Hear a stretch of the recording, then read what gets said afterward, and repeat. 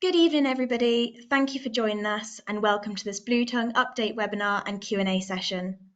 Today is an opportunity for you to ask any questions you have regarding Bluetongue. My name is Zoe Lloyd. I'm an animal health and welfare scientist at AHDB, and I'm just going to be covering off a few things before handing over to Phil Stocker from the National Sheep Association, who will be your chair for this evening. We have a packed agenda tonight, and we will start by hearing a technical update from Caroline Povey, who is the Bluetongue Policy Team Leader for Exotic Disease Control from Defra first.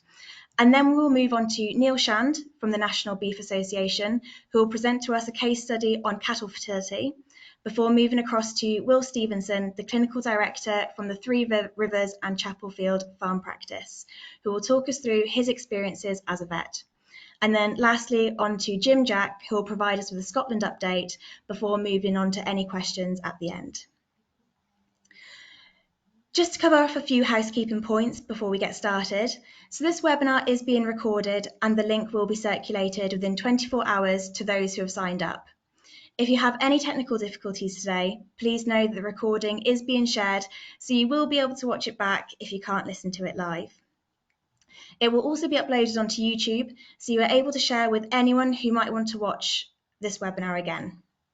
There will also be the opportunity at the end to answer questions, so please do put your questions in the chat box at the top right-hand side of your screen. Here there is a speech bubble with a question mark in it. At the end of the webinar, you will get the option to complete a feedback form where you can inform us of questions and topics you are interested in. Please fill this in. It really helps inform us of what you would like to hear more of. Please also do keep an eye on the Ruminant Health and Welfare and AHDB websites for future webinars. I just wanted to highlight to you all before we get started that there is lots of additional support available to you if you are struggling or know of somebody who is. These organisations are also available on the Ruminant Health and Welfare website for you to find out more. And then lastly, I would just like to thank all the expert groups involved with bringing this together and for their support. They have all been really vital in this. So without further ado, I will now hand over to our chair for this evening, Phil Stocker. Thank you very much. Thank you very much for that introduction, Zoe, and good evening to everyone. As Zoe said, my name is Phil Stocker. I'm the Chief Executive of the National Sheep Association. It's a pleasure to be here tonight to chair this webinar. And I'd have to say that this webinar is happening at what is a really critical junction in our journey of Bluetongue 3. Where we're approaching big changes in the restriction zones, and we're going to hear a little bit about that in a moment. Changes in those restriction zones and the virus controls as from the 1st of July, just in just about a month's time. Just as a very short reminder, in autumn 2023, Bluetongue 3 first arrived here. It didn't circulate. It was blown over the channel by midges, but it didn't circulate and it didn't establish here. We managed to, if you like, rid ourselves of it over the following couple of months. It returned again in autumn 2024, carried by midges over the channel, and at that point it did circulate here in the UK, and it has been circulated since, and there's been obviously further transmission here. The only way to protect our industry was through movement controls, the aim being to keep it away from those high density livestock areas. And this was a strategy that was very successful, but it was painful for those farmers that were caught up within the restriction zones with fairly stringent controls over the movements of their animals. At this point now, we have vaccines. We've got 3 vaccines available to us, two of which have got provisional marketing authorization, but 3 are available to be used. And those vaccines are there to help us protect our livestock. We came out of the seasonal low vector period a couple of months ago, and due to the temperatures that we're experiencing now, we are at a stage where the risk of midges transferring BTV is increased. None of us can be sure about what is around the corner, but the risks are heightened, there's no doubt about that. And the controls in England are just about to be opened up from the 1st of July on the basis that we have vaccines, and this in itself is now pushing Wales and Scotland to consider how they will respond, given that virus will be seen closer to their borders. As Zoe said, we've got, she went through the speakers earlier on, we've got a great panel of speakers this evening, and we've got some additional people who are going to join us in a panel discussion later on, including Sheila Voas, the CVO from Scotland, Louise Courts, an associate of Caroline Povey from Defra, and Gareth Hateley, who's the BVA president in Scotland, the Scottish division of BVA. So those three will join our speakers as well for a discussion panel at the end of the presentations. We've also got Jim Jack, who's joined us from the Scottish Government, who's going to give us an overview of how Scotland intend to respond to the opening up of the restriction zone. We haven't got anyone from Wales here at the moment. There was a Scottish industry meeting earlier today, and there's a ministerial roundtable on the 5th of June where decisions will be made, and we should all be very much clearer by the 12th of June at the very latest, just what those controls around the devolved nations of Wales and Scotland will be. So that's just a very brief introduction and background, and I'm going to hand straight over now to Caroline Povey, who's going to give us a bit of a technical update on the changes in the restriction zones. Thank you.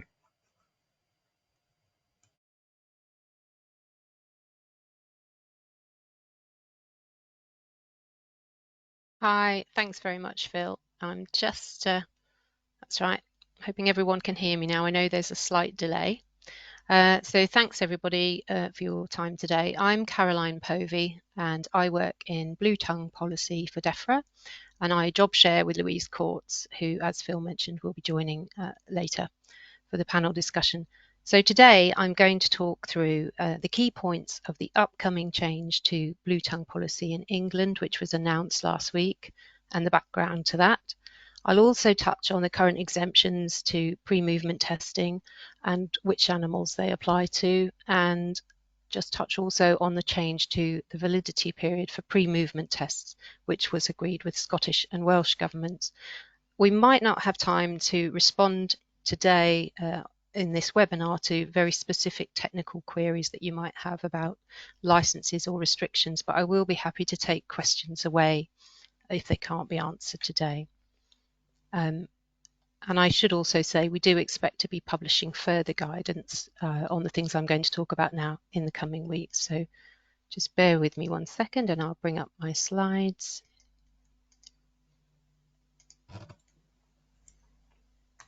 Okay, so I'll just move on. So the first thing I wanted to talk about was the change that was announced on the 23rd of May. And this is that from the 1st of July, the restricted zone for Bluetongue will be extended to cover all of England. And this means that from this date, you will be able to move animals within England without needing a specific Bluetongue licence or a pre-movement test. Vaccination remains the most effective long-term option for disease control, and you're encouraged to discuss BTV3 vaccination with your vet to determine if it's right for your animals. If you do vaccinate your animals, you must report this to Defra within 48 hours. And further information and all the relevant links to that can be found here. So this is the page on gov.uk I would encourage everybody to save as one of their favourites if this is something that you want to keep well informed on, and this is the place where we will keep publishing updates and links to further information. So this is the proposed change. On the left you can see this is the Bluetongue zone that we currently have, covering a large area of England and most recently extended across to Lancashire and remaining parts of North Yorkshire. That was extended on the 18th of May, and as announced, we will be extending so that the Bluetongue restricted zone covers all of England from the 1st of July. There's also, you can look up this map whenever you want on the APHA interactive Bluetongue virus map, which can be found on the internet. So why is this change being made? It's worth just giving a bit of background context here. In 2024, we published the BTV3 control framework for England, and that was developed in close collaboration with industry and devolved government colleagues. And the framework set out how we would seek to slow the spread of disease across Great Britain using movement controls while it was safe, while safe and effective vaccines were being developed, because at the time there were no vaccines available. The control framework also recognised that movement controls themselves can be very impactful on industry, and that such controls needed to remain proportionate, and that we would need to keep it under review so that when that ceased to be the case, controls could be lifted. And just further to that, just reflecting on the current announcement. So the decision that was announced last week followed ongoing consultation between industry and scientists, recognising that the area of England where disease has been found is now too large for the movement restrictions to remain an effective and proportionate way of controlling the disease. Many areas of England are now affected by Bluetongue, and safe and effective Bluetongue vaccines are available, as Phil mentioned. And I think we've already mentioned the point about people needing to discuss using vaccines with their vets and to consider whether that's right for their animals. And also just wanted to mention that this is a similar approach that's being taken in other European countries. Vaccination is very much the option of choice in terms of trying to find a way to slow the spread of the disease. And by reducing our reliance on movement controls and all the work that goes alongside that, it enables us to renew the focus of our resources, that's the APHA resources primarily, on higher priority disease risks, which are also a potential real threat to our farming industry, such as foot and mouth disease and African swine fever. So I just wanted to touch on where we are at the moment. So we already have some exemptions to the existing rules and restrictions for pre-movement testing, and hopefully those who are listening in will be familiar with these, and all the information about them is published on gov.uk at that page that I mentioned at the beginning. And so just to clarify where we are at the moment, up until the 12th of June, the current Bluetongue exemptions for pre-movement testing continue to apply in England, Scotland and Wales. And we're expecting that Wales and Scotland will announce any changes to those exemptions or controls before the 12th of June. And it's worth keeping up to date by checking gov.wales and gov.scot to see those latest updates. We have decided and announced that from the 12th of June in England, those exemptions that currently apply will be extended until the end of the 30th of June. And that means you won't need to test non-breeding animals over 60 days old before moving them from the restricted zone to a premises in England. And from the 1st of July in England, you will be able to move animals freely within England without needing a specific Bluetongue licence or a pre-movement test. I should add there will still be a general licence which needs to be adhered to, and animals that are showing any clinical signs of Bluetongue should not be moved. You will still need to have a specific licence to freeze germinal products within the restricted zone, and testing will be required in relation to that. And as is the case now, keepers will be responsible for the cost of sampling, postage and testing for germinal products. And just a quick recap on what those exemptions are that I've just mentioned. So as I said, these are going to be extended until the 30th of June. But up until that time, you do still need to apply for a specific movement license for any animals moving, and the ones that also need to have a pre-movement test are entire males intended for breeding, females that are pregnant or have an unknown pregnancy status, young stock under 60 days old at the time of movement, or if they are travelling at foot with their dam, you can test the dam alternatively through PCR and an ELISA test. And as mentioned before, animals being moved for germinal product collection are still going to need to have a pre-movement test. And as I mentioned before, Wales and Scotland will be announcing any further changes to their controls by the 12th of June. Sorry, just need a drink of water. Also wanted to point out that another change that has been published fairly recently is that from the 27th of May, so from yesterday, the length of time that a pre-movement test sample is valid for was changed down from 21 days to 10 days, and that was in agreement with Scotland and Wales. So this is relevant for testing of any animals wherever they're moving to.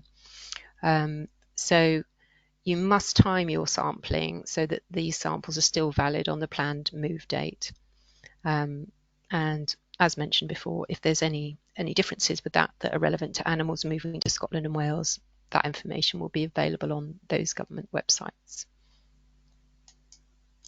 So just to sort of round up, following this update, what should keepers be doing now?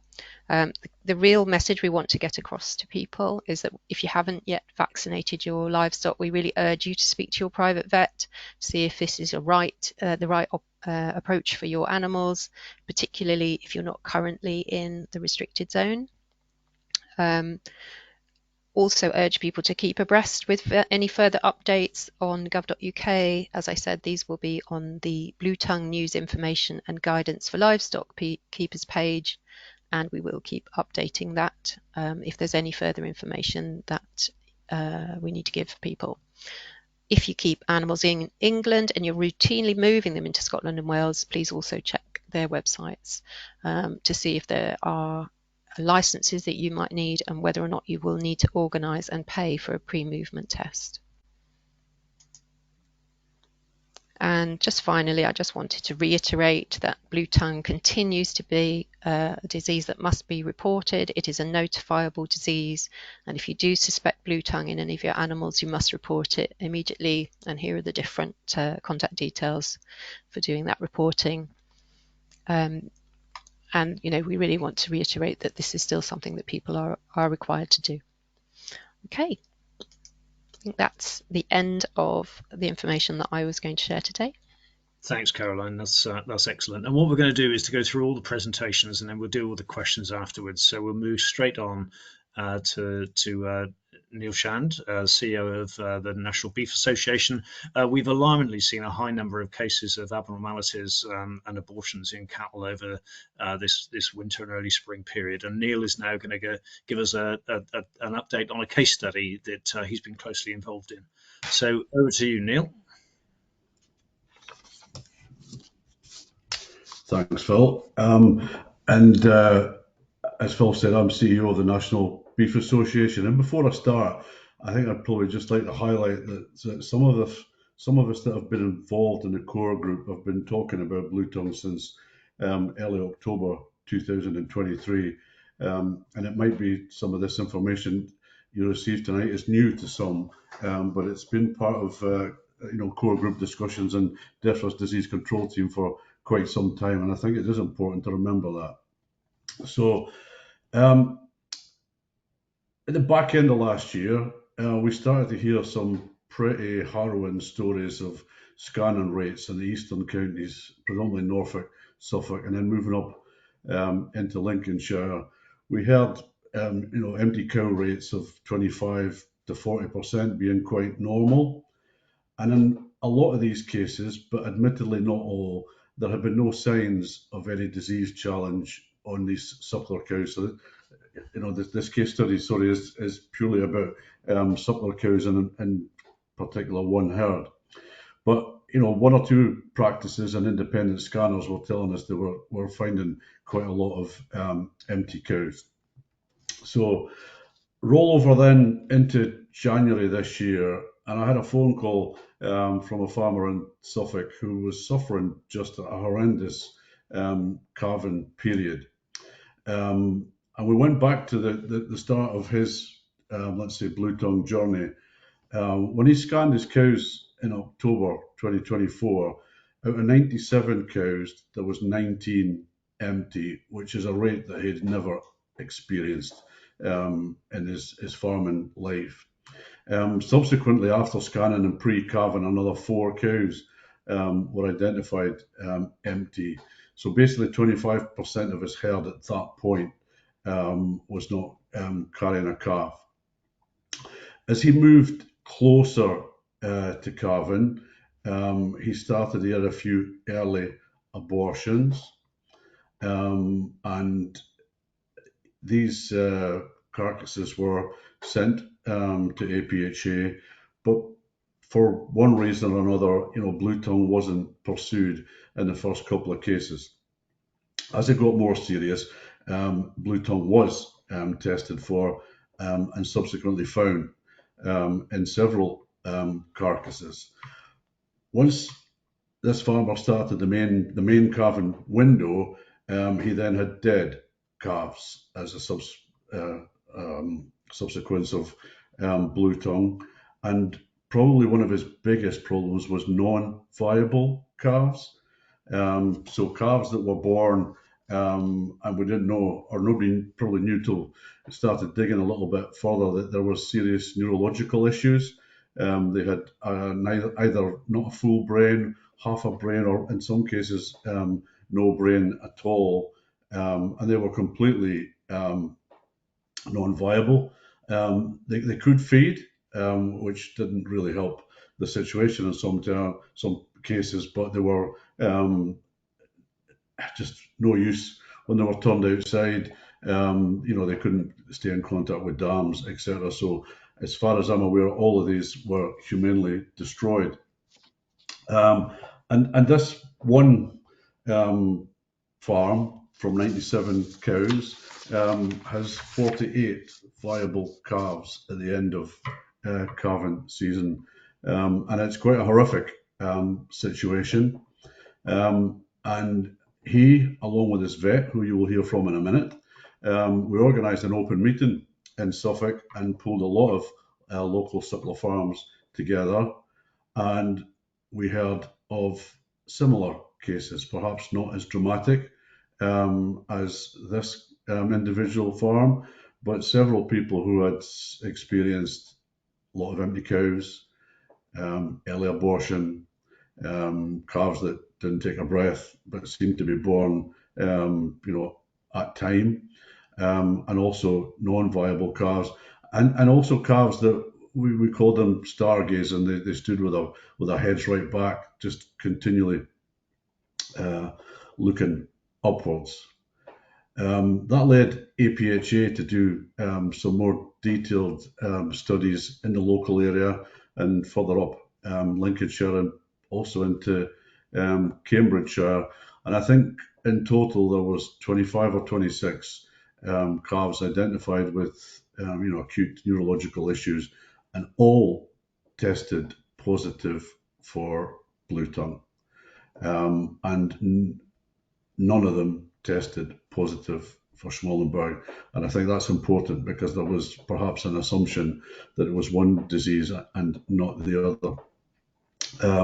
And we're also, I think, acutely aware that Bluetongue has been underreported, and we would assume that there are many more cases of empty cows, non-viable calves, abortions that haven't been reported. I would encourage, obviously, to get the message out that the more reporting, the better, and it would give everyone involved in controlling and managing the disease a better feel for how much is actually out there. So my message, and we've done a few farmer meetings now, and I've heard all the stories from 2007-8 when challenges or accusations even were made that Bluetongue vaccine created fertility problems. I think we can clearly say now that it's the disease that creates the fertility challenge and the fertility problem. And my message to everyone would be, vaccinate now without delay, and move on and protect your suckler herd as much as you possibly can, as soon as you possibly can. And that's it for me. Thank you, Phil. Thank you, Neil. There's some really sobering messages in there, wasn't it? And I'd say, this was not necessarily what we were expecting to see. Were we really? In those early days, we were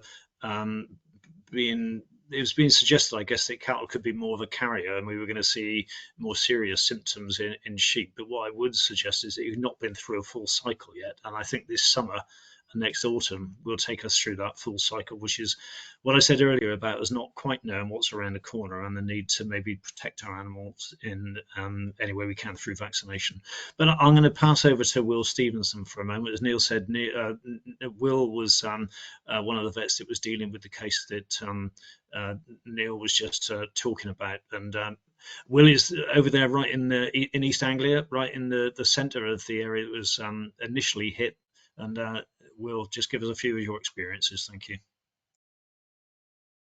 Good afternoon. Thank you for the invite. First of all, it's useful. As the guys have said, we've done a few of these meetings now, and I think what's really valuable is to echo what's been said so far and the impact it's been having on some of the farms around here. Firstly, initially that the initial winter when we had all the testing and the strict restriction zones, that had some real sort of practical impacts on these guys. And then moving on from that, the cases that we've been seeing, you know, the losses and the impact has been really quite significant. So yeah, we can go on the first slide if that's okay. So yeah, this has really been covered. The first case was seen alongside TB testing in November 23. These were all healthy animals. Sorry, that was one of our vets that found that one. And we were heavily involved in all of the testing that came as a result of that. All the animals in the zone were tested, which was quite an undertaking for a lot of these guys. As was said, it all went quiet. And then August 24, we had a ram with typical clinical signs that we saw, which then kicked off last autumn and everything that happened since. So I think the cases we were seeing at that time, I think more or less without exception, in sheep, they were clinical signs, whereas in cattle, we would find them through surveillance. We didn't see many clinical signs at that point. If we can move on. So this is what we've been told, and we've, you know, all along. I also remember 2007-8 when we last had it, and these were sort of the typical signs that we saw: the fever, the crusting and ulcers around the muzzle area, teeth, swollen head, salivating and lameness, being the typical things. And I think that first year, that's what we tended to see in the sheep. We did have a few cases like that in cattle, but the majority were in sheep. It then said that in the most severe case, it caused abortions, malformations and death in animals. I think the most severe cases may have led us to be a bit more complacent about it than we needed to be, because as Neil said, that case was certainly not alone, and we've seen an awful lot of things since then. Also, as Neil said, the reporting, we've been really encouraging people. There was quite a lot of worry and fear, I think, at the start as to what impact reporting this would have on the farm itself and the neighbours and that sort of thing. So I think it has definitely been underreported, and we've had lots of sort of historic cases of people mentioning things well after the time that testing could be carried out on calves and things. So yeah, really it is encouraging people to report, not only because it's notifiable, but to see exactly what's going on. So if we look onto what we've been actually seeing, so sheep, as I've said, typically we've been called the disease, the typical signs that, and they really do tick most of the boxes on this: the fever, the red eyes, mucous membranes, coronary bands, swollen, sore feet, sores on the gums, nose, dental pads, discharge from the nose, swelling of the lips, all that sort of thing. Lameness, definitely. Fertility side of things, some of this is a little anecdotal. Some, I've got a little quick case study in a second, but certainly the barren ewe rate was up. We saw some abortions, ram issues, definitely. And then we've had quite a lot of drawn out lambing periods this year, far more than people were expecting. So there's been a real delay in starting, and then things have gone on much slower than normal. And then of course, mortality and some euthanasia of animals that have been affected. So this was a case that we got called to last autumn, just a typical, this was a single ewe. I think you can possibly see in its mouth there some of the lesions and the real swollen muzzle and salivating and things. Okay. So this was one of our vets. It was actually a report case where one of our vets was working through APHA down at Bury. So this was September last year. This is just hopefully an example of, you know, where we can get with it. This was an autumn lambing herd of polled Dorsets. There were 250 of them. We were called because there were 2 severely affected with the classical symptoms mentioned above, and there were others that were mild to moderate. Lameness in the flock was really quite high, and they'd also been experiencing some fertility things leading up to this, certainly with the ewes and the rams. So within this herd, looking at some of the clinical signs, which did vary. Some were quite mild, some were much more significant. Lameness was the most significant. They had about 30% of the flock showing clinical signs to some extent, and 5% of that whole flock did die or were euthanized as a result of it. Just a little aside, that the long-term effects of it. So a lot of the rams, being higher value animals, probably received a little bit more nursing to try and get them through the disease. A lot of the rams were affected. There were 6 that survived it, and actually the same vet that went to the report case went to fertility test those rams not that long ago, a month, 6 weeks ago, and they all had much reduced scrotal circumference, and they all failed their semen test. They were also all in really poor condition. So I think that was just they did survive it, but actually surviving it and being productive again, none of them did. So I think we've got some photos if we move on of this one as well. Yeah, so this was one of the ewes that we were called to. Oh, yeah, we've gone through. So that was big swollen muzzles. Apology, the photo on the left. Hopefully, yeah, there you go. Swollen muzzles, all the crusting, the salivation, swollen heads, really miserable. I think the 2 most severely affected were euthanized at the time. If you look at the next pictures as well, the picture on the left is not, the focus is in the wrong place, but some of the lesions in the mouth have been really quite sore. Again, on the right, the coronary bands, these animals are really lame and it doesn't come out particularly well, but they were really quite purple and affected. So yeah, just some of the signs we've seen. If we move on, I think there's a bit of cattle stuff. So as Neil has said, with the cattle, it's been predominantly production issues. Certainly last season and autumn, we did see a few with clinical signs, and actually when we did go and do the autumn, preg checks on some of these cows, we had some people, when the results were poor, then almost owning up the fact they'd seen some signs over the summer. Some of the dairies, we're not dairy heavy over here, but some of the ones that we have had quite significant impacts. They've had fertility issues with cows either not getting pregnant or having early losses. And quite a few have had a milk drop, roughly 10% for a few weeks, which is really quite significant, financially as well as everything else. Store cattle, we have seen some signs in store cattle, and some of them, a bit like those rams, have really taken quite a while to get over it if they have been affected. But it really is the production stuff that's been the most significant. If we just move on. So these pictures are courtesy of APHA. So we didn't see a huge amount of these clinical ones. We did see some. You can see the lesions in the mouth there. Typically they were there or just behind the front teeth. We see on both sides. Swollen feet, lameness, and the crusting of the muzzle and things. Thanks. So yeah, I mean, really this has been covered, but just to reiterate that certainly the farm that's already been talked about was not alone. A few clinical signs in the summer. Autumn fertility, I think certainly we had some farms where the fertility was absolutely fine, some where it was severely affected. We had some just like that, a quarter to a third empty. We did have some groups on some farms where they were more or less all empty, which is where we think the bull was probably affected as opposed to the cows. Over the winter months, we did have a few more abortions, quite a lot of reports of cows that were presumed to be pregnant or that had been scanned pregnant, showing signs of estrus, prompting people to check them, and quite a lot of them then came up as empty without showing any signs of abortion. I think, yeah, spring was a typical thing that already been described, the calving, the empty cows, some abortions, stillborns, and these deformities and these calves that we've seen, they've been really quite typical. I mean, there have been variations, but the typical stuff that's been described, they're born blind and weak. They take a while to get going. Typically, they stand evaded but struggle to get up on their own. Lots of stargazing. And the really frustrating thing with them is that they seem to feed and grow, especially if, put on a bottle or something like that, which makes the decision on what to do with them much more difficult, because actually they do seem to grow. And when you see some of the post-mortem pictures of them, basically all of the brain, the cerebral cortex, is just gone. It's just a sack of fluid. So how they survive to the extent that they do is beyond me. And I think this is just reiterating the message that's happened so far. Hopefully some of these stories have made people realise, and I think if you look what's been happening, especially in Holland and places, we really have been actively encouraging people to vaccinate. Like I said, there are 3 out there.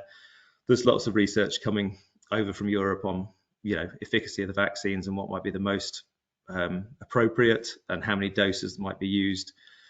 I say uptake. I remember last time, the 2007, 2008, there was very much a protect the national herd, protect the national flock, vaccinate now. And I think we had people, hammering the door down to get hold of it. Certainly we've had an awful lot of uptake, but I don't think that message has been quite the same. And I think therefore the uptake has been a bit less. I think it is hopefully increasing now. And just to say, a bit like Neil said, we have seen some Schmellenberg as well.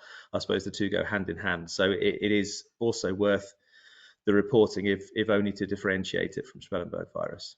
So yeah, that's just a brief what we've been seeing on the ground.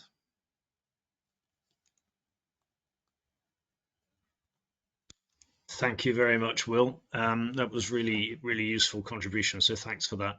We're going to move on now to Jim Jack. Jim Jack's here from the Scottish Government, and he's going to give us a little bit of an update on their thinking. As I said earlier, we haven't got anyone from the Welsh Government here today, and I think it's fair to say that the Scottish Government are a little bit further forward in their thinking this through. But we will have definitive guidance from both involved nations by the 12th of June at the very latest. But Jim, over to you, please. Thanks, Phil. My name is Jim Jack. I'm a policy lead for Bluetongue at the Disease Control Branch of Scottish Government. Today I'll be discussing a little bit about cross-border trade levels, the movement controls for moving animals across border, a little bit on the testing, and our position on vaccination. So I'll share screen here. The key point here really is at the bottom line. Although overall cross-border movements have dropped around 20% since 2022, in 2024 we still had 74,000 movement of cattle from Scotland to England, with 50,000 of those going to live and 23,000 to slaughter. There's a slightly more going from market through to live than non-market, but to slaughter there's a much higher degree of non-market moves for cattle. Moving on to sheep, far higher numbers in 2024. 236,000 sheep were moved across the border, with 193 moving to live and 43 to slaughter. The majority of the cross-border moves to live were through the market, and most of the slaughter moves were non-market moves. Now, we've undertaken a little bit of work with the Scottish Government Centre of Expertise on Animal Disease Outbreaks, along with Neil Wilson of the Institute of Auctioneers and Appraisers Scotland. They've been conducting modelling to scope out a variety of situations so we can get the understand of the impacts. However, it's difficult to model how behaviour will change with respect to Bluetongue restrictions. Now, this table here demonstrates the movement restrictions that we'll be putting in place. You have the Scottish farms, abattoirs and scales on the top in blue, and the black line here represents the border with England. The key to this diagram is that anything with a green line is a free movement, and that's effectively any movement within Scotland, so Scottish farm, Scottish abattoir, or from Scottish sale or show into England. They're all free moves, with the exception of movement from a Scottish farm into an English sale or show. For those, providing they are within a 4-day period, we'd only request that a post-movement test is conducted upon return to the Scottish premises, and of course we'd recommend that the animal is isolated until a negative test result is received. Now, for a movement from an English sale or an English farm to a Scottish abattoir, those will be conducted under general licence. I'll speak a little bit more about those in a minute. And from an English farm to a Scottish farm, we'll be requiring a pre-movement test. Now, there is an additional caveat to that, in that a cattle may move without the need of a pre-movement test if they have been vaccinated with a vaccine that prevents viremia, according to the SPC, and 21 days have elapsed since completing the full course of primary vaccination, according to the data sheet. I'm sure this will make this diagram available for everybody to look at later if they want. Now, a little bit more about movement restrictions. A movement to live from England, the restriction zone, into Scotland will be requiring a pre-movement test within 7 working days. That might be 10, but we'll bring out more details of that in the coming days. A moves to shore market from England RZ to Scotland, these will be needed to be pre-movement tested, and there's not going to be any concessions for lower risk areas within the RZ, for example, if the current RZ extended over a new area. For moves to shows to markets from Scotland to England RZ and then return to Scotland, that will be a post-movement test and isolation upon return until we have a negative result. And for those movements to slaughter, under the general licence, there will be no pre-movement test required. However, movements from the restricted zone are only to a designated slaughterhouse. As of at the moment, there's only 1 APP in Bridge of Allen. I believe there's another 2 that are in the pipeline. And animals have to be culled within 24 hours with dawn and dusk conditions. Now, as far as testing goes, when you're booking a pre-movement test, you need to be aware that lab capacity is limited. The application results are managed primarily through the Animal Plant Health Agency licensing team, so we would recommend that you book early, but please be aware that official surveillance activity may need to take priority in the instance that we're monitoring potential outbreaks and incursion into Scotland. We have recognised that there's not enough lab capacity, and the UK CBO has written to private labs in February seeking interest in them attaining official approval on a commercial basis. And we've been having discussions with several labs to look at getting them on board with this. However, it is quite complex and technical. Facilities will need updated for suitable containment level, but we're hopeful that the additional test capacity will increase overall resilience. However, it is likely to take several months for this to be achieved, not weeks. As far as vaccination goes, our CBO, Sheila, has permitted in Scotland vaccination from 30th of April. Within the Scot ID livestock traceability system, there is a vaccine recording tool, which can store doses, the type used, the date it's been applied, and if the livestock keeper authorises, that information can be shared with markets. So far, the vets have prescribed 10,500 doses for sheep and 1,500 for cattle, and these have mostly been in the border county areas of Selkirk, Berwick and Dumfries and Galloway. As far as a vaccine that prevents viremia, so that would be one that would stand in place of a pre-movement test. Currently, there's only one available for cattle, and that would be the Boehringer Ingelheim Biltavo 3. As far as sheep vaccine goes, there are only vaccines that provide suppressive results. However, we will consider allowing movement of sheep from restricted zone into Scotland without a pre-movement test from August 2025. So we'll keep that under review and update you then. Until then, we're hoping to see a good bit of vaccine uptake to improve the herd and flock immunity. And we're also aware that there's been some market-driven vaccination where buyers have been requesting that animals are vaccinated before they're sent. So we're hopeful that will also increase uptake. And I think that's it from me, Phil. Thank you very much, Jim. Okay, could we have all of our speakers back up on camera, please, and the additional panelists that are joining as well? That's Gareth, Sheila, and Louise, please. If we can all come back, that would be great. I'm not sure if it's come across that clearly, but just to point out as well that once the RZ snaps out to the whole of England, testing pre and post movement test will be at industry's cost. It's I think people are aware of that, but it's good to really point that out, I think. At the moment that testing is the cost is covered, but it will be industry's cost once we go out to an all England RZ. Okay, let me go through some of the questions, and there are a couple of general restricted zone movement questions. The first one is from Anne. First one, sorry, is on the subject of increasing the restricted zone to cover the whole of England. Surely, Bluetongue could now be introduced to areas that have been completely free of the disease. We have covered that a little bit, but Sheila, would you like to just give us a little bit of an overview of that? So the question is that, we're going to open up, we're going to increase the movements across of England, and we will increase the risk, I guess, across the whole of the nation. Can you just give us an overriding comment on that?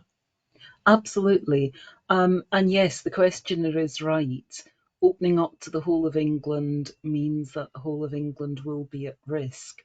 That said, we do believe that the disease has probably moved more than is contained by the zones at the moment. And so it's a balancing act, as others have said, between keeping it out of free areas and the pain suffered by those who are in restricted areas. And each individual administration has to weigh that up according to their own needs, which is why we've ended up with different positions. Excellent. Thanks, Sheila. And on a similar subject of disease and notifiable status, why is BTV reportable or notifiable and other diseases such as Smallenberg not? Just a general question. I think probably because of the way it's arisen. Bluetongue was exotic across the whole of Europe at a point at which we believed we could keep it out. Schmallenberg arose in a way that meant there weren't initially trade restrictions. It occurred in Europe. It wasn't something that we were battling, trying to keep out. At some point, it may be that Bluetongue is no longer notifiable, although that's complicated by the number of different strains there are and the fact that different strains have different degrees of severity within different species. Excellent, thanks, Sheila. Caroline or Louise, have you got anything else to add? Just nod if you have, or shake your heads if you haven't. But have you got anything else you'd like to add on that subject? No. Excellent. Yeah, Louise. Yeah, I was just going to mention in terms of the Bluetongue cases, positive cases that we've seen in England, that clearly we've heard about that there can be some very, very serious consequences and serious cases. But in most of the cases that we've seen, the actual sort of clinical signs have been largely fairly mild, and the animals have recovered. So I think that's just a sort of important context to note as well. Yes, thank you. And one of the presenters said, I think it might have been Will earlier, or maybe it's probably Caroline, but even when we snap out to an All England RZ, this disease is still notifiable and it is still a legal requirement to report clinical signs as well. That's going to be, it's a legal requirement, but also going to be highly valuable in terms of trying to understand what's going on as well. So, it's really important that people continue to do that. Okay, there's a couple of questions here on vaccination. Is there any evidence for the benefits of vaccinating rams twice off license? So I think that's we're talking there about maybe a double dose of the single dose vaccine. Is there any evidence to suggest that that there is a benefit in vaccinating rams twice? Will, on Gareth, maybe can I come to you? Will, would you like to comment on that? Yeah, I can do. I mean, obviously that would be off license, but it's worth speaking to your private vet about. I think there's quite a lot of research on the different vaccines and their efficacy and ability to protect that's come out of the Netherlands, and there certainly is some work suggesting that. Yes, but obviously we can't, as a blanket recommend that. But yeah, talk to your vets because there is some evidence to suggest that. Mm-hmm. Excellent. Okay, Will, have you got anything? Sorry, Gareth, have you got anything to add to that? Yeah, just to say that the vaccine manufacturers are gradually, they produce these vaccines at extremely quickly, and they've been initially released under emergency authorization. as time's gone on, they've been able to build what we call the dossier, which is the package of data that's required by statutory authorities, the Veterinary Medicines Directorate in the UK, to prove that the vaccines are effective and safe. The thing about these vaccines is that has been slow to come in, and at the moment the evidence is that the vaccine, the effectiveness can decline as long as the longer it's stored. Vaccines need to be ordered and used, got through the cool chain quickly, and also remember that once the vial is open, you've got 10 hours to use it. All these things mean that the vaccine will decline in efficacy. That said, what they've been doing is comparing different, if you like, strengths, so viral load in the vaccines, and particularly with one of them, the Bluetongue one, they've agreed to put it at the highest level, and that gives additional certainty that the single dose is going to be as effective as possible. But we're still at that stage of them building the evidence base. So some things we can be certain of, and that's certainly the evidence in cattle that it prevents viremia. Thus far with sheep, the evidence base isn't strong enough to claim that. So that's why there's a difference in the claim.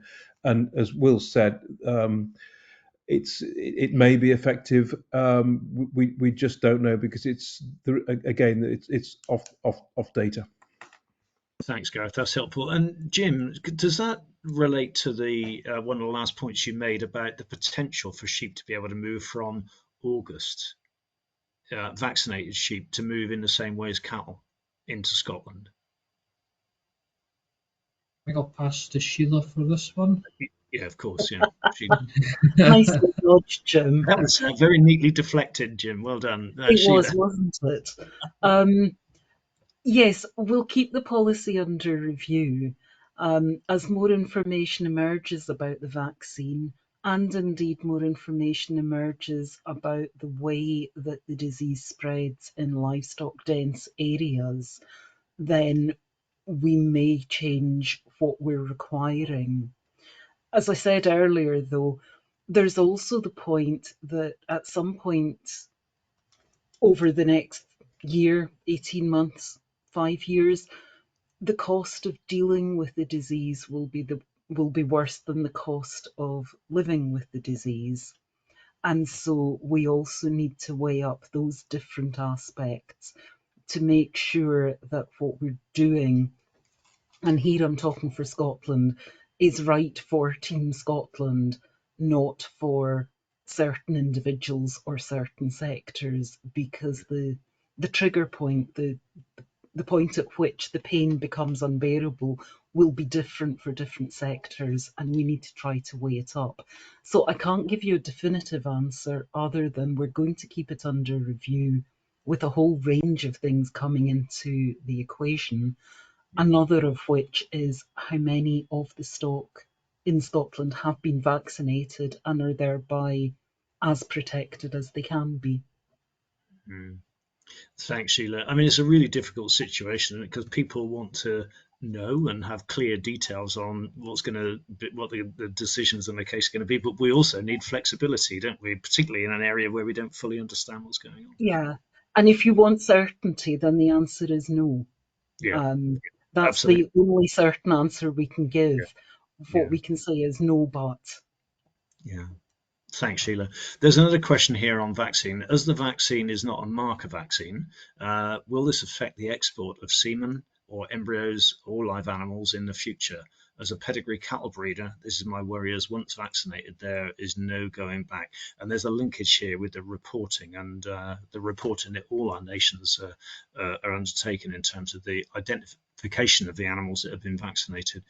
Caroline or Louise, could I come to would you like to comment on this one? I think this is one that we probably need to take away and come back with a bit more advice on. But I know that certainly with the situation at the moment with the vaccine not having a certified period of immunity, that's not within the SPC. I think that does have an impact on trade internationally. So yeah, that's probably a question we can come back on. Okay, great, thanks. Should we move on? No one's got anything further to add, Sheila? Sorry, I'll just come in and say yes, potentially it could, but remember that most of our other trading partners are in a similar position where they also have disease and want to open up trade routes. So what matters is not that necessarily you've got an animal that is immune, it's whether it's still infected. And so it may be that PCR testing in future will allow us to open up trade in semen, etc. Thanks, Sheila. Gareth? Yeah, just quickly to reiterate that's one of the big reasons why it's really important that both vets and farmers record vaccine use. So it's to really stress that that's a really important part of it, because we can't distinguish vaccinal tetus from wild virus. Yeah, no, absolutely. Yeah, some farmers don't always find the paperwork easy, but notifying diseases and reporting the use of vaccines is all critical to addressing this in the future, isn't it, really? There's a question here about BTV 12. Sorry, there was that, as far as I'm aware, that one isolated case of BTV 12 down in Kent. Have any more cases been found? And is there a BTV 12 vaccine? Am I right in thinking that there were no other cases of BTV 12 that were found, Gareth? Not in the UK. There have been a small number in the Netherlands. The information that we've had from Dutch authorities is that the impact of this strain this serotype has been much less. It seems to have spread much less widely and has had less clinical impact. And certainly the animal that was isolated from in the UK, there weren't any clinical signs or minimal clinical signs in that one. And so to answer the vaccine question, because the impact of this serotype, certainly in Europe, seems to be minimal, there isn't really the demand for a vaccine. They're putting all their efforts into where it's needed, because we've got finite abilities to be able to produce vaccine, and that's going towards BTV3, the other extant strains of BTV, so 2 and 8 in different parts of Europe, and also epizootic hemorrhagic disease is becoming a problem in France, and that's putting a demand on vaccine production facilities. So at the moment there isn't the demand, and there isn't the a clear clinical indication for it at the moment, because it doesn't seem to be behaving in the same way. So I hope that sort of clarifies that one. That's excellent. Thanks, Gareth. It is just coming to 6 o'clock. I got permission for us to roll on until 6:10, so I hope that's okay for everyone. There are quite a few questions, so we'll just keep rattling on for a little while if we can. There's another question here about from vets on the use of vaccination in Scotland. I think we've covered most of this. It is necessary to record individual animal identification on Scotty ID, and that is the case with gov.uk in England and EID Cymru in Wales as well. What are our obligations as a practice for recording vaccine use? Well, again, I think we know that, but there's another question here about excess dose disposal as well. Again, Sheila, can we come to you, or maybe, yeah? Yes, it should be disposed of in accordance with good pharmaceutical practice. So in the same way that you would dispose of unwanted antibiotics, etc., usually it's returned to the vet or the person that you bought it returned to the vet. Yeah, that was my understanding as well. Thanks. Okay. A couple of questions here from a dairy discussion group. How will the new rules affect calf prices? I'm not sure that anyone is on this call that can answer that. Maybe Neil, from your perspective as NBA, how are the movement restrictions and the controls are they likely to affect calf prices, trade? So Phil, I guess we could probably break that down into, if it's trade within England after the 1st of July, there should be no impact because there's no barriers. If it's trade from England into Scotland, it's the cost of vaccination. And if it's trade into Wales, we don't know the answer to that yet. If it's trade out of Wales and out of Scotland, as long as they remain free, there's no cost. So there should be no implication of that. Yeah. And that's the second part of this question, actually. Will there be any implications of taking calves from England over the Welsh-English border to market?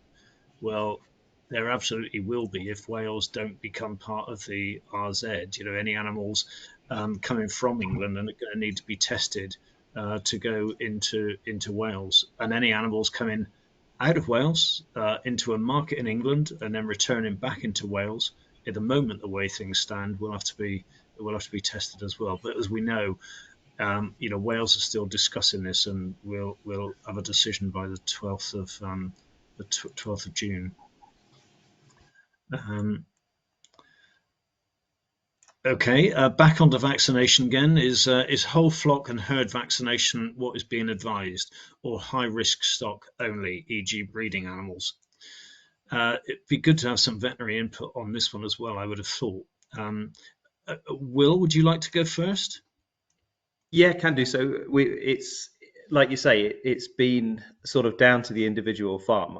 Our stance has been that the cost of vaccine is relatively cheap compared to the cost of the animals. So certainly from a cattle point of view, we have people that want to prioritise the breeding stock, certainly the bulls and any heifers and cows, ideally before they start getting pregnant. Whether people then do calves or store cattle is sort of a risk benefit calculation. Is the value of the vaccine and the hassle of giving it, does that outweigh the risk of them getting the clinical signs and therefore being affected? And some people have gone both ways. I think sheep-wise, because the main clinical sign we're seeing is actual sick animals that are affected to a greater or lesser extent, in some ways that's an easier argument that just vaccinating a whole flock is more sensible. But it's we've seen all sorts of different variations on that.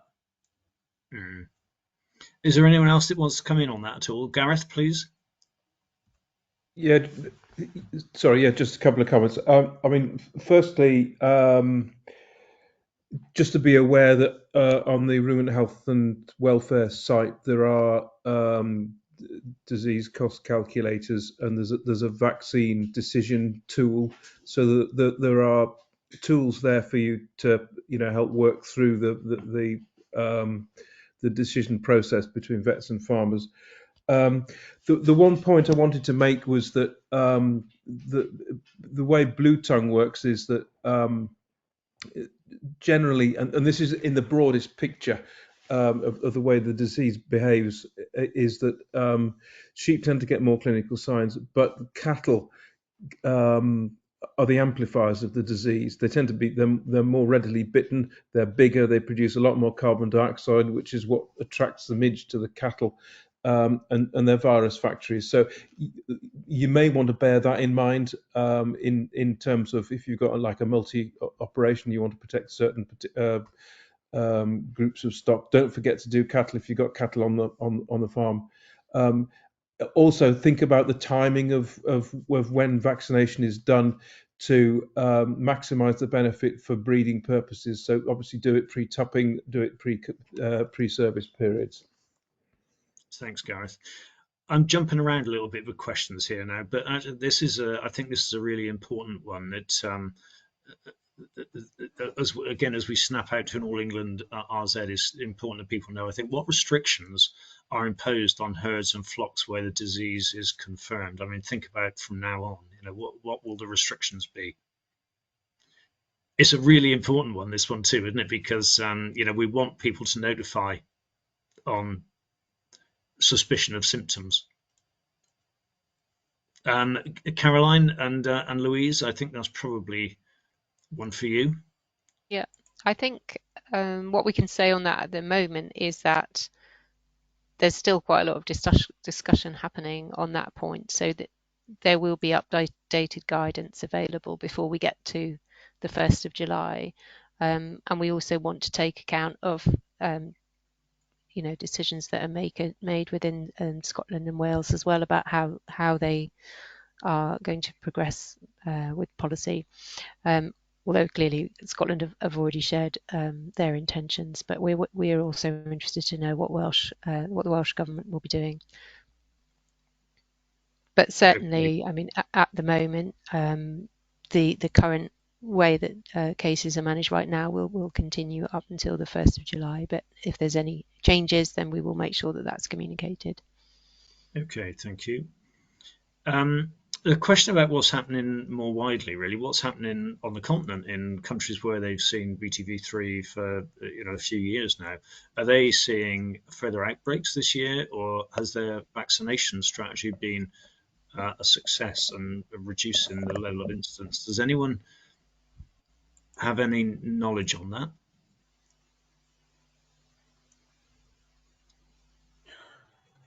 Gareth, please. You go first, Sheila. Sheila. Okay, yeah, my understanding is that there are still outbreaks, but there is a reasonable level of immunity either from vaccination or from animals that have been infected and recovered. So it's not as bad as it was last year. But of course, we're in the early stages, so we need to wait and see. Yeah. Gareth, have you got anything to add to that or not? Yeah, just quickly. So there was another question about what about animals that have been vaccinated and meeting disease. So interestingly, there was a study done in the Netherlands which showed that actually in cattle that they've got very, very good mortality figures because their fallen stock collection is centralized, and there's a significant difference if in reduction of mortality in cattle in animals that have been vaccinated, and there's been presence of natural disease as well. So the two seem to work synergistically, but the advice from us would be, vaccinate anyway. Yeah, and that does relate to that other question that you must have seen, really, about vaccinated animals that were already infected. So that's the answer to that. So thanks. Another question here about vaccination as well. Having vaccinated a whole flock of sheep in early spring this year, do we need to vaccinate before tapping later this year? So that really relates to the length of protection that these vaccines are there. I think Sheila's response is the answer to that. We don't really know at the moment, do we? I mean, would anyone like to offer a response to that question? Personally, probably safer too, but one of the problems with the emergency and provisional authorisation is that there isn't a good length of immunity specified. They reckon 6 months plus, but yeah, sorry, I'm shrugging again. So yeah, no, thank you. It's almost an answer where there is no question where there is no answer to it at the moment. Yeah, I mean, just to add to that, I think this is the big question that could determine whether vaccines could be used for trade, and so it's the one that the manufacturers are very much focused on trying to get the evidence for duration, and so I think a number of us feel this, that as time goes on, the evidence base will strengthen. And so we would say, get on and vaccinate. There's going to be a minimum period of 6 months. It's likely it could be up to a year. We just don't know at the moment. But get on and vaccinate, and please don't wait to get a duration of immunity. It's more important that people vaccinate now than wait and miss the boat.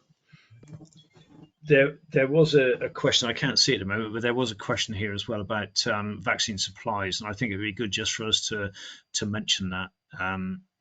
There is some nervousness about whether there's going to be adequate vaccine supplies, but we know that the Butalvo Boring are certainly planning on producing quite a significant number, something like 1.9 million doses coming in around about now, and then they are promising I think is an additional or an extra 1 million every 2 weeks between now and the end of July. So that takes us to around about somewhere in the region of 6 million doses. SIVA, I think, the Bluevac, they were talking about new supplies coming in later in the summer.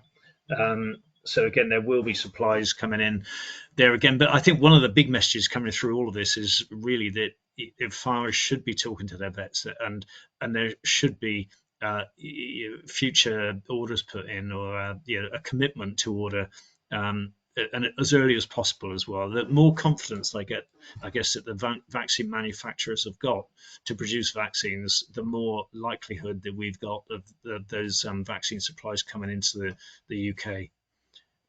Everyone on the panel, would you agree with that? Yeah, it's going to be really essential. And I mean, I would go as far as to say that's for a whole range of our vaccines, not just Bluetongue vaccines as well. Really, we need to get to a point where there's a much stronger level of commitment in terms of vaccine uptake. Look, it is 6:10. I think we've probably not covered every one of the questions, but we've clustered them. And I think we've probably covered most of the topics that we're being asked about. So I'd just like to thank everyone for taking part in what's been a really useful webinar.